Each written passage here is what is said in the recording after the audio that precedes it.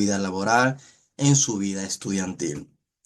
Nosotros hemos abordado temas interesantes como diagrama de escalera, como podemos ver acá, que es la panacea en la interpretación en esto de los trastornos de la conducción, incluso en las arritmias. Hemos abordado muy profundamente el tema de bloqueos sinoatriales y su división, y también hablamos muy bien del bloqueo interatrial en temas pasados. El día de hoy vamos a iniciar con una pequeña imagen para resumir sobre el bloqueo interatrial y luego vamos a pasar a los trastornos de los bloqueos auriculoventriculares. Tengo un tema muy sustancioso para mostrarle, para discutir el día de hoy y queden con todas sus dudas aclaradas.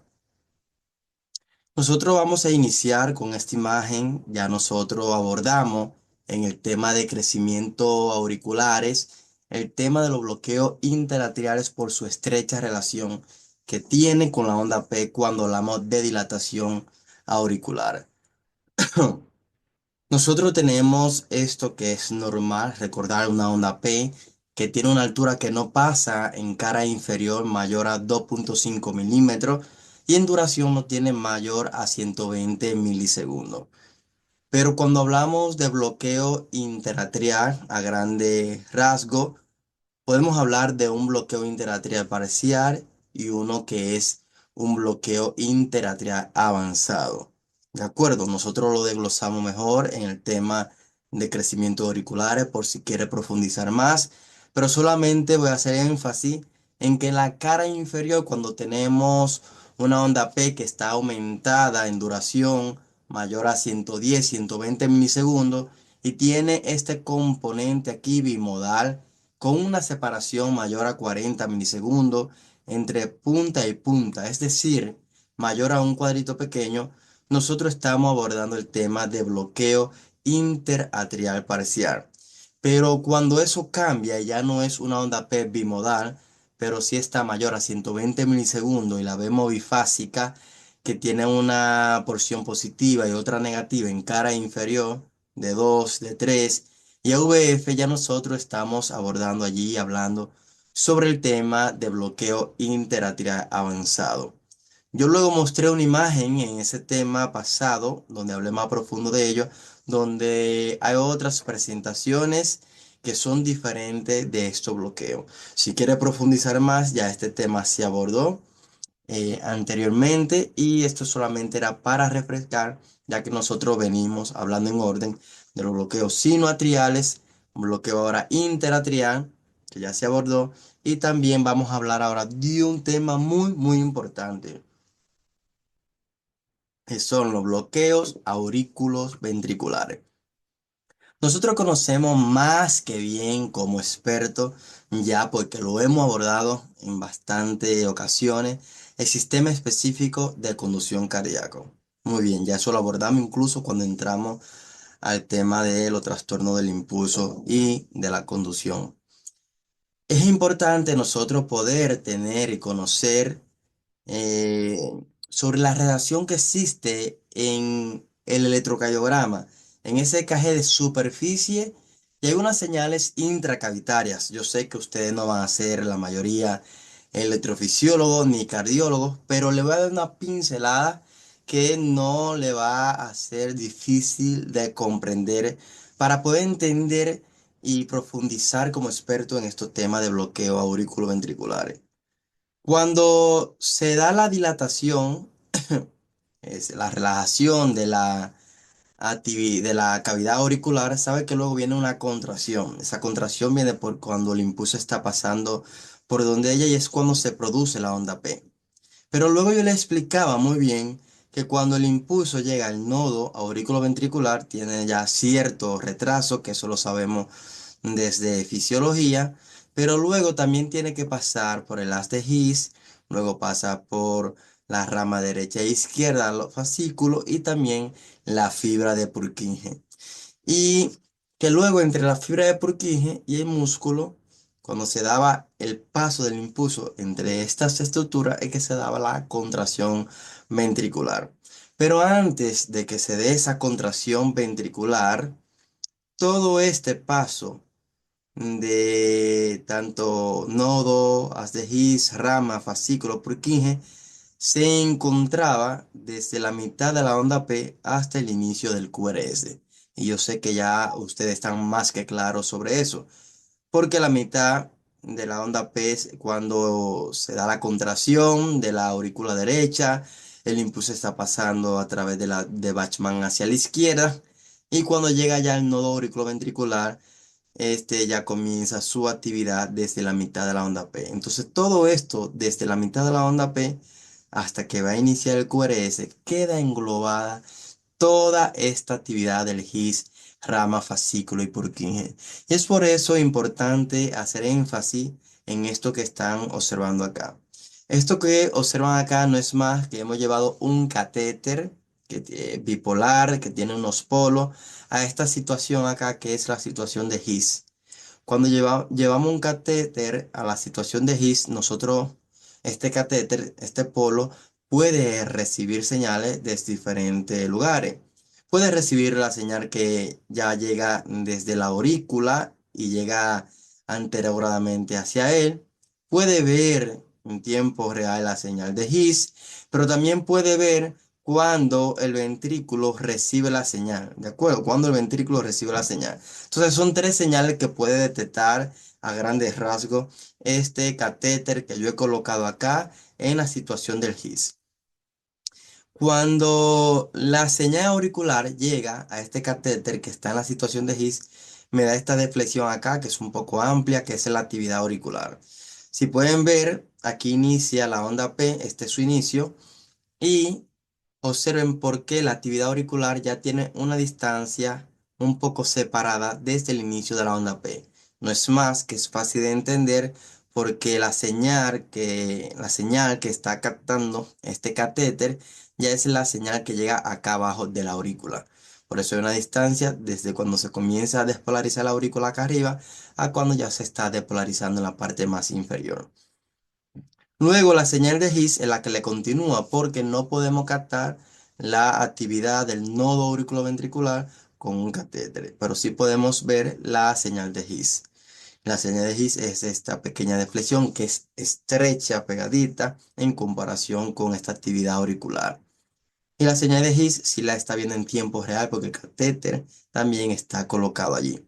Luego que la fibra de Purkinje conecta con el músculo ventricular, el catéter de His también, que está entre este espacio auriculoventricular, puede captar esta señal, que es la señal intracavitaria de los ventrículos. ¿Y qué es lo importante que yo le quiero denotar a usted acá? Que observen cómo toda esta señal puede quedar captada dentro acá del intervalo PR, dentro del intervalo PR. Si lo observamos acá, que es un poco más detallado, con el diagrama de escalera que ya todos ustedes observaron en esa clase, lo han comprendido, ¿de acuerdo? Y pueden observar acá cómo aquí está la onda P. Este espacio que hay de PA, la distancia que se da entre cuando se produce la despolarización auricular acá hasta cuando llega a la parte más inferior, es decir, a la parte más proximal de las de His. Tenemos esta distancia acá. Entonces, también podemos ver otra distancia que es desde esta actividad auricular que estamos observando en la parte proximal de His hasta el propio His. A esto se le conoce como intervalo AH. Intervalo AH, ¿de acuerdo? Suele variar ese intervalo entre 70, 120, 130 milisegundos dentro de la normalidad. Y es esa distancia que se encuentra, como le he mencionado, entre la actividad auricular que está más proximal a esa primera posición de las de His, que es cuando el nodo auriculoventricular ya se ramifica en este haz. Luego podemos observar cómo tanto esta actividad auricular queda entre el intervalo PR, o sea, la primera actividad auricular de la porción más proximal hasta la parte más inferior de la aurícula, en las de His, Y también como este tiempo que se da a H, aquí está también el nodo auriculoventricular involucrado desde la mitad de la onda P hasta el haz de His. Y como luego podemos ver que es desde el His hasta el ventrículo que queda. Queda la bifurcación, la rama derecha, la rama izquierda, los fascículos y Purkinje queda en este intervalo que se conoce como HV. ¿De acuerdo? HV. Es un intervalo que en milisegundos ronda entre los 35 y 55 milisegundos dentro de la normalidad. Van a observar, esto no tienen que sabérselo para explicarlo, pero quiero que lo comprendan porque lo vamos a relacionar en los bloqueos auriculoventriculares porque es indispensable entenderlo para poder tener conocimiento como experto de lo mismo. Miren acá como el diagrama de escalera se contacta, se correlaciona con cada una de estos detalles que le he comentado. Aquí tenemos la aurícula, que recuerde que comienza desde la depolarización acá del nodo sinusal. Todas estas paredes comienzan a depolarizarse, también comienza a pasar el impulso a través del haz de Bachmann antes de llegar a esta parte más inferior, más anterior en la aurícula. Y miren cómo desde la aurícula, desde esa porción proximal hasta la aurícula que está anterior, las de His, ¿de acuerdo? Podemos observar que esta aurícula que está acá, miren cómo es el intervalo que les acabo de mencionar, el PA. Pero luego que ya esta aurícula llega, que pasó el nodo auriculoventricular con su retraso y llega a esa porción proximal de las de His, tiene toda esta porción acá hasta llegar al His. ¿Qué significa toda esta porción? Todo este retraso que se representa acá desde esa aurícula que está proximal, aproximar las de His hasta llegar al propio His, realmente toda la actividad que está involucrada dentro del nodo auriculoventricular. Por eso es el gran retraso, ¿de acuerdo? Por eso es el gran retraso que encontramos aquí. Luego encontramos el propio His, que está acá, el propio His. Y luego encontramos el HV, que es toda la despolarización de la rama, fascículo y Purkinje. Ya cuando el Purkinje conecta con el ventrículo, ya si esto es muscular. Todo eso es la correlación con el diagrama de escalera. Es importante, y le vuelvo y le menciono, que el AH involucra toda esa porción de la última depolarización de las aurículas en la parte más proximal a las de His. ¿Por qué? Porque en la parte más próxima está el nodo auriculoventricular. Y el nodo auriculoventricular representa la mayor parte de este retraso que se encuentra acá. Hay muchas causas de la bradiarritmias, que son los temas que ya nosotros hemos venido tratando, los bloqueos sinoatriales, ahora bloqueos auriculoventriculares, y tenemos causas que son intrínsecas y extrínsecas.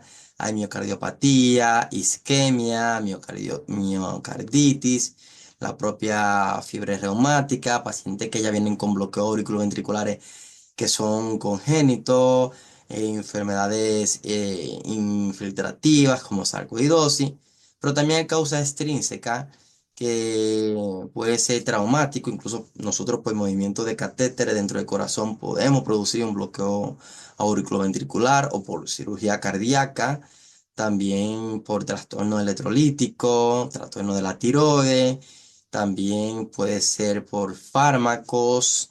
Y es importante hablar de cada una de estas cosas porque cuando un paciente le llega con bradiarritmia, no es inmediatamente decirle, vamos a ponerle un marcapaso definitivo. Un temporal se puede considerar si no responde a fármaco, si está sintomático. Por un definitivo, primero hay que descartar las causas que sean reversibles en este paciente.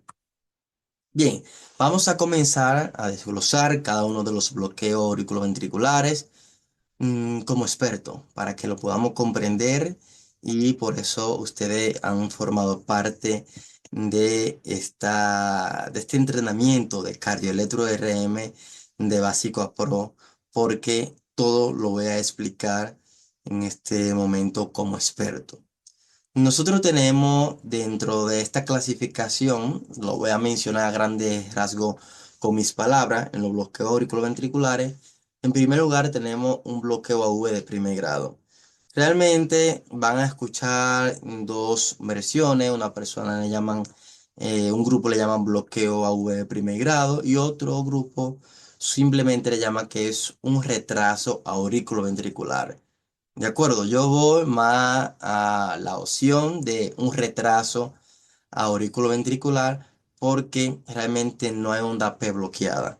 Bien, sino es un retraso que alarga ese periodo entre la actividad auricular y la actividad ventricular. Pero no es algo como que va a repercutir en tus conocimientos o en el manejo de este paciente. Pero lo menciono para que lo puedan entender. ¿Cómo yo definiría un bloqueo AV de primer grado, un retraso AV de primer grado? Mediante un electrocardiograma. Es cuando observamos que hay una prolongación en el intervalo PR que es constante mayor a la normalidad. ¿Cuánto es la normalidad de un intervalo PR? La normalidad es hasta 200 milisegundos, es hasta 0,20 segundos cuando hablamos de segundo. Si yo encuentro, como en este ejemplo, que un intervalo PR, recordad que el intervalo PR es desde el inicio de la onda P hasta el inicio del QRS. Si es un cuadro grande, es lo máximo que puede tener, que ya serían 200 milisegundos. Serían 0,20 segundos, 0,2 segundos.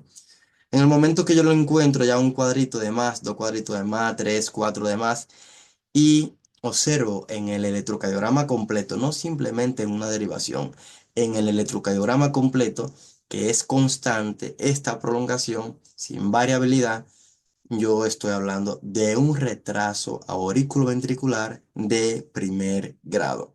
Como en este ejemplo, yo tengo 0,28 segundos, que serían 280 milisegundos, porque tengo cinco cuadritos pequeños que son 200 milisegundos porque cada uno vale 40 milisegundos y luego tengo dos cuadritos pequeños adicionales que son 80 milisegundos.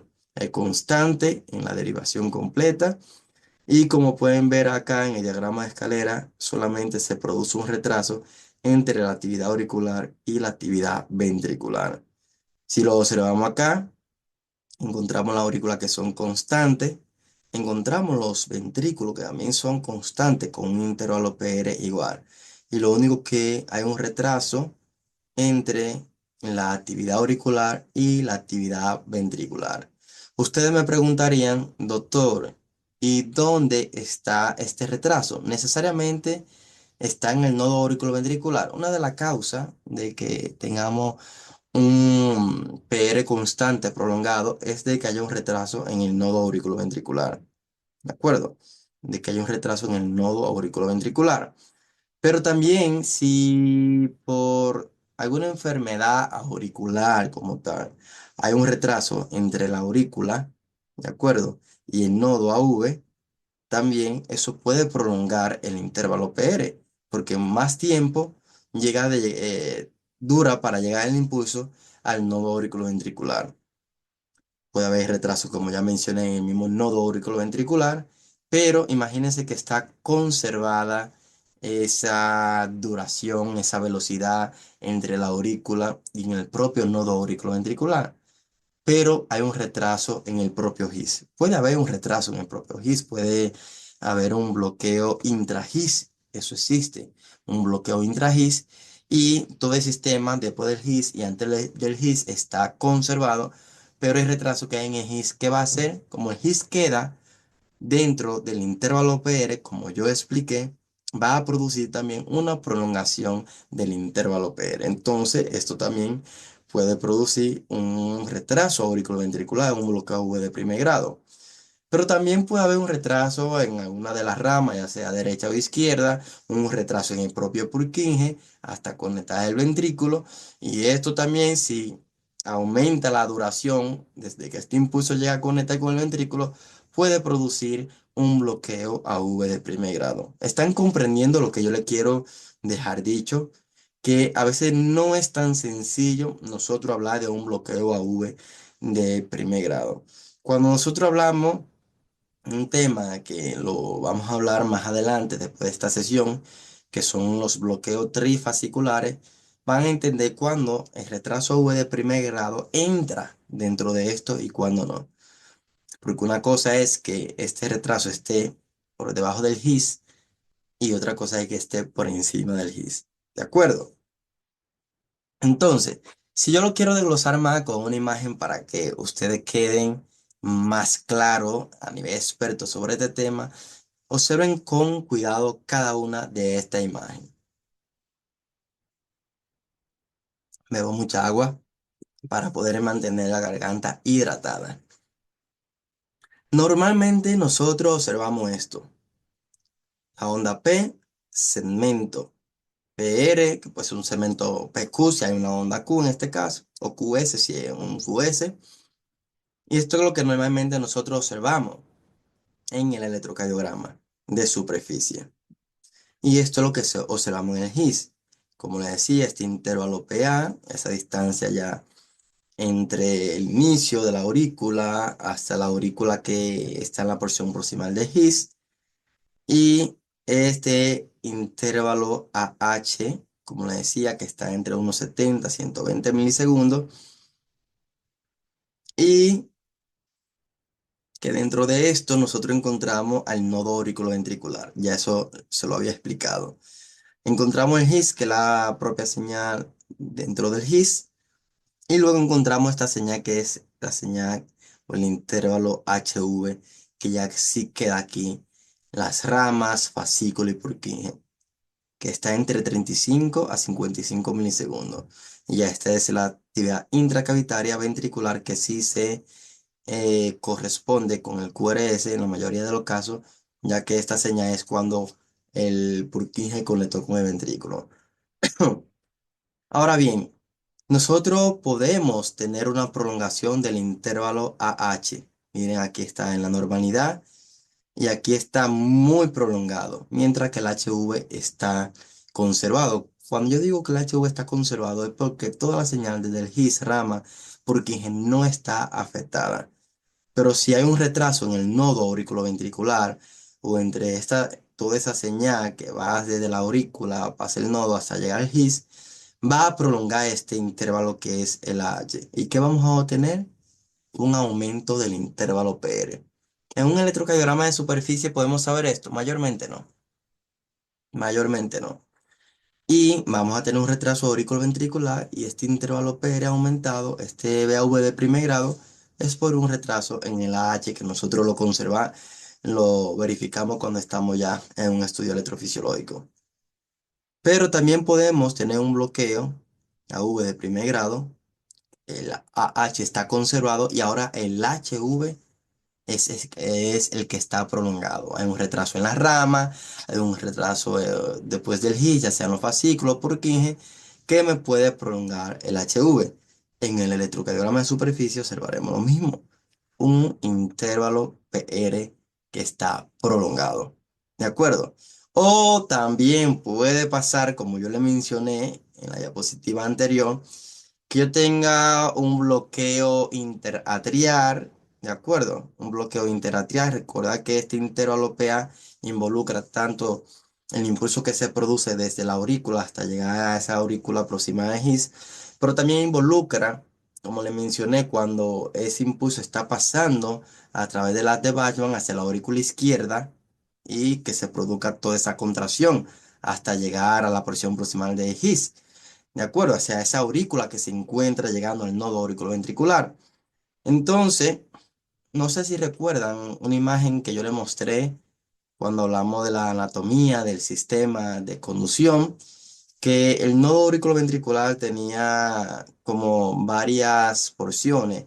Una porción más proximal, y yo se lo había mencionado a ustedes, que es esa porción nodo auricular, que llega cuando llega a esa actividad auricular, a esa porción proximal de nodo. Una propia señal del nodo compacto en el centro y luego la señal más distal que es esa señal nodo GIS, cuando ya se va a comunicar con el GIS. Entonces imagínense que esa aurícula es esa porción en el nodo, porque he venido mencionándole la posición más aproximada al GIS, por eso es porque se encuentra el nodo auriculoventricular acá, pero si desglosárselo un poquito más, a esto es lo que me refiero, a esa aurícula que está en esa porción, nodo auricular. Entonces, si se produce una prolongación hasta esta porción del nodo auriculoventricular, se va solamente a prolongar el intervalo PA. Podemos encontrar, por ejemplo, un H conservado y un HV también conservado.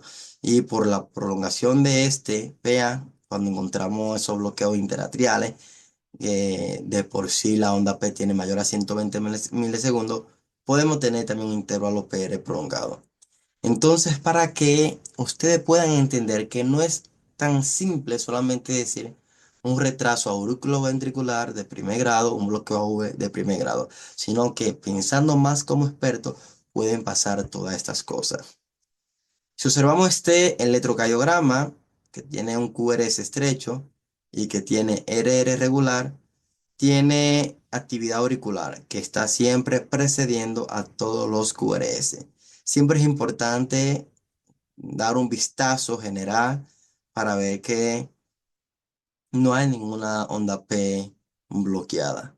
Todas conducen, pero con un intervalo PR prolongado, es decir, como de unos acá 500 milisegundos, 520 milisegundos, que sí pueden conducir a esa velocidad, a esa distancia, porque todos llevan un intervalo PR conservado. Es un bloqueo V de primer grado. Estos pacientes, nosotros vamos a leer siempre que no necesitan implante de marcapaso, pero recuerda que muchos de ellos, esa prolongación del PR está por dónde? Está por debajo del GIS, por un intervalo HV prolongado, y esto sí puede ameritar marcapaso cuando estos pacientes de por sí incluso presentan síntomas, que es cuando nosotros lo metemos más a estudio electrofisiológico, porque estos pueden progresar a un bloqueo AV más avanzado, ¿de acuerdo? Más avanzado, porque ya observamos que el sistema de poder GIS es el que está alterado. Bien, muchos pacientes solamente tienen este retraso en el nodo AV, y si están asintomáticos uno le da una vigilancia estrecha con electrocardiograma seriado cada X tiempo, o esperar si presentan algún síncope o algún síntoma que sea relacionado con este bloqueo AV, en vista de que esta gran prolongación del intervalo Pérez puede producir un retraso entre llenado auricular y ventricular, y esa asincronía producir síntomas de insuficiencia cardíaca. Aquí tenemos una tira también de telemetría, como observamos acá, un PR que tiene 1, 2, 3, 4, 5, 6 cuadritos pequeños. En este caso, estamos observando 240 milisegundos que están a la misma distancia del intervalo PR. Pero observen este de 600 milisegundos, que usted diría que es un bloqueo V completo, pero como podrán observar, es la misma distancia entre la onda P y el QRS. Yo he visto pacientes con esta prolongación así tan marcada que necesitamos implantarle marcapaso porque de por sí generan síntomas. Cuando nosotros pasamos a hablar de bloqueo AV de segundo grado, creo, no sé si le mencioné o le corté anteriormente la clasificación de los bloqueos auriculoventriculares, y ahora se la menciono porque de una vez pasé al bloqueo V de primer grado. Tenemos bloqueo V de primer grado. Bien, tenemos bloqueo V de segundo grado, que puede ser un bloqueo de segundo grado tipo 1, que es con fenómeno de Weichenbach, que es con un MOVIS tipo 1, también son sinónimos. Y tenemos el bloqueo V de segundo grado, que es un MOVIS tipo 2. Luego pasamos a un bloqueo V 2.1, luego a un bloqueo V avanzado y luego a un bloqueo V completo. Ya hemos hablado de primer bloqueo auriculoventricular, que es el primer grado, y ahora vamos nosotros a abordar el tema de el bloqueo agudo de segundo grado, tipo 1, tipo con fenómeno de Weichenbach móvil 1. Aquí, ¿qué va a caracterizar este bloqueo? Una de las cosas es que si vamos a obtener onda P que se bloquean, que eso no lo vimos en el bloqueo agudo de primer grado. Y otra cosa que va a pasar, que el intervalo PR también se va a prolongar, Pero a diferencia de bloqueo V de primer grado, que siempre era fijo, este va a comenzar paulatinamente a aumentar de tamaño hasta un punto que la onda P se va a bloquear. Si pueden observar acá esta tira de un electrocardiograma, miren que el PR acá mide unos 160, 170 milisegundos. Pero si continuamos y observamos el siguiente intervalo PR, ya pasó a 280 milisegundos. Y aquí cuando vamos a medir el otro intervalo PR, tenemos una onda P pero sin QRS. Hay una onda P bloqueada y luego cuando se reinicia todo, miren cómo vuelve al intervalo PR inicial, este que era normal. Entonces hay una característica importante que yo quiero que les quede claro a ustedes cuando vayan a definir, cuando vayan a diagnosticar un bloqueo de segundo grado tipo Weckman. Y lo que lo caracteriza en primer lugar en el mayor porcentaje es un intervalo PR que comienza prolongándose hasta que una onda P no conduce. Esa es la primera característica. Comienza a aumentar de tamaño hasta que una onda P no conduce y luego la otra onda P que conduce, la otra onda P que continúa de esa onda P bloqueada, que esta es la bloqueada, que es esta, ese intervalo PR debe ser menor al intervalo PR previo que condujo. Normal, ¿de acuerdo? O sea, yo tengo esta onda P bloqueada en medio y el intervalo PR que le continúa a la onda P bloqueada debe ser menor en duración que el intervalo PR previo a esta onda P bloqueada. Eso es lo que caracteriza a un fenómeno de Weckmatch. ¿Por qué menciono esto? Es que muchas veces no es tan notable este crecimiento paulatino del intervalo PR, o podemos encontrar un Weckman atípico donde el PR en vez de crecer se va acortando, ¿de acuerdo? Y se bloquea una onda P, y esa diferencia entre el intervalo PR previo a esta onda P bloqueada y el intervalo PR posterior es lo que caracteriza al fenómeno de Weckman. Cuando llevamos este diagrama a escalera, miren como acá la onda P van a 800, fija, 800 milisegundos, porque lo que se altera solamente es la actividad en el nodo auriculoventricular, que también puede ser en el GIS o más en las ramas, ¿de acuerdo? También, aunque lo más frecuente es que sea en el nodo auriculoventricular. Observen cómo tengo 160, este 160 milisegundos, 280 milisegundos, hasta que esta onda P se bloquea cuando está pasando por el nodo auriculoventricular, pero luego vuelve a 160 milisegundos. Bien, entonces esto me da a mí aquí la potestad de nosotros observar que es un fenómeno de Weckmatch. Bien, miren si observan acá esto que es relacionado con los electrogramas intracavitarios, cómo podemos tener este AH y HV, ¿de acuerdo? Pero cómo observa acá que luego el AH se prolonga, recuerda que dentro de la H encontramos el nodo auriculoventricular, y cómo se prolonga este, el HV se mantiene constante, miren que no se altera la actividad del GIS en adelante, y luego miren cómo todo se bloquea. ¿Dónde? Tengo la aurícula y todo se bloquea en el nodo auriculoventricular. Porque yo sé que se bloquea en el nodo auriculoventricular y no se bloquea en el GIS. Es un detalle importante. Porque si aquí yo tuviese una señal de GIS y no tuviese ventrículo, ya yo sé que la actividad en el nodo auriculoventricular está conservada y lo que se bloqueó fue lo que está después del GIS. Y ahí sí es peligroso. Cuando yo tengo aurícula GIS y no tengo ventrículo, es porque la señal bloqueada está después del GIS, ya estaría en la rama, ya estaría en el Purkinje, ¿de acuerdo?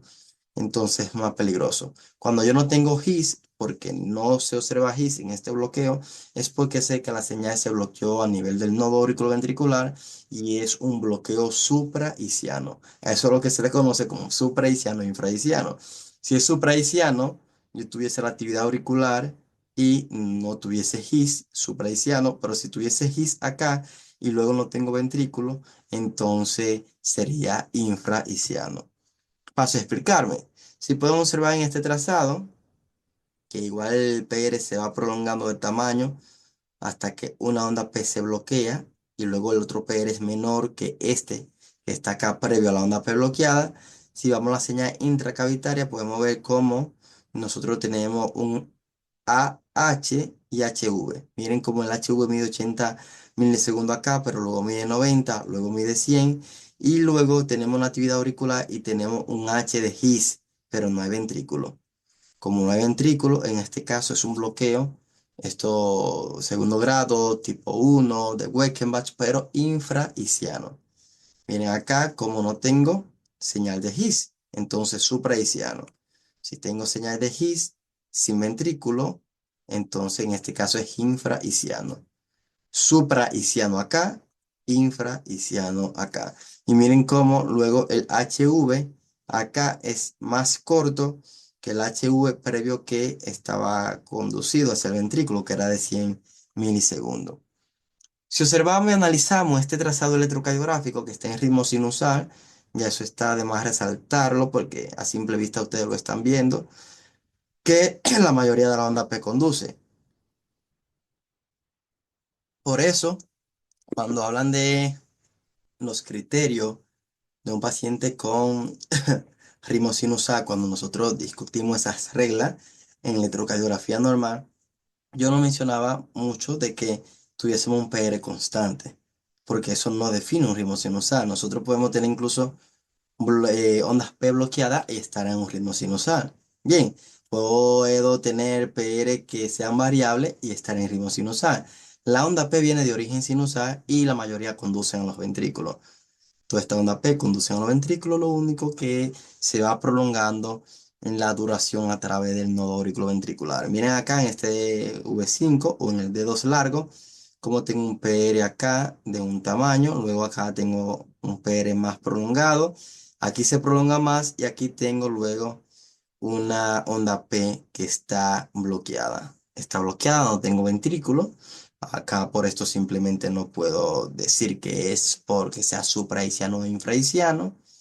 Bien, uno luego ya lo logra intuir si el paciente tiene algún bloqueo de rama y eso lo logra sospechar, aunque no con toda la seguridad.